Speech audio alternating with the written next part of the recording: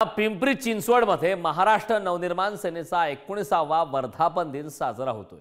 चिंचवड येथील रामकृष्ण मोरे प्रेक्षागृहात हा समारंभ साजरा होणार आहे।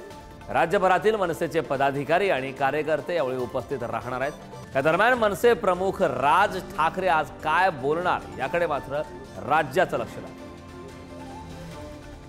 महाराष्ट्र नवनिर्माण सेनेचा 19वा वर्धापन दिन हा पिंपरी चिंचवड शहरातील या रामकृष्ण मोरे प्रेक्षागृहामध्ये साजरा होतोय। त्यानिमित्ताने या सर्व ठिकाणी जर आपण पाहिलं तर आकर्षक अशी फुलांची सजावट या संपूर्ण प्रेक्षागृहाला करण्यात आलेली आहे। तर महाराष्ट्र नवनिर्माण सेनेचे मोठ्या प्रमाणामध्ये जे कार्यकर्ते तेही या संपूर्ण परिसरामध्ये आता उपस्थित होताना एकंदरीत पाहायला मिळतात। जय्यत अशी तयारी खरं तर या सर्व ठिकाणी महाराष्ट्र नवनिर्माण सेनेच्या कार्यकर्त्यांकडून करण्यात आलेली आहे। संपूर्ण नियोजन खरं तर करण्यात आलेला हा 19वा जो वर्धापन दिन आहे तो साजरा केला जातोय। माझ्याबरोबर शहराध्यक्ष आहेत। आपण जर पाहिलं तर नेहमी मुंबईला हा वर्धापन दिन साजरा होतो। आता प्रथमतच हा मुंबईच्या बाहेर खरं तर वर्धापन दिन साजरा केला जातो। कशी संपूर्ण तयारी?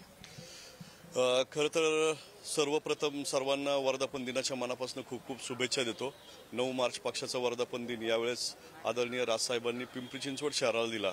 त्याचं मुख्य कारण असं की आम्ही सर्व टीम राजसाहेबांना 9 मार्चचा वर्धापन दिन मिळावा अशी आमची आग्रही मागणी साहेबांकडे आणि वागसकर साहेबांकडे होती।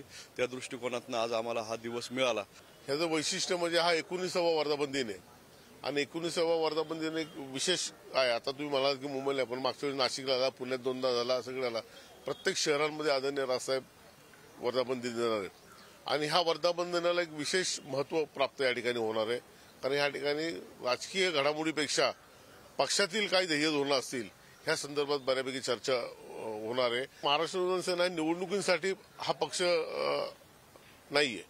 निवडणूक नसताना सुद्धा आम्ही आमचे जल्लोषात आंदोलन होत असतात, कार्यक्रम होत असतात, सगळं होत असतात। परंतु ह्या मेळाव्याचा ह्या वर्धापन दिनाचा 100% फायदा महानगरपालिकेच्या निवडणुकीत सुद्धा होणार आहे। निवडणुका लागल्यात एवढ्यात 6-7 महिन्यात तर 100% पुणे असेल, पिंपरी चिंचवड असेल, आजूबाजूला चाकण असेल, नगरपालिका या सगळा परिसर जो आहे पुणे जिल्ह्यातील त्या सगळ्याला खूप मोठा सकारात्मक या ठिकाणी प्रतिसाद मिळेल आणि चांगला फायदा सुद्धा होईल। कॅमेरामॅन संपत मोरेसह तुषार झरेकर, पुढारी न्यूज, पिंपरी चिंचवड।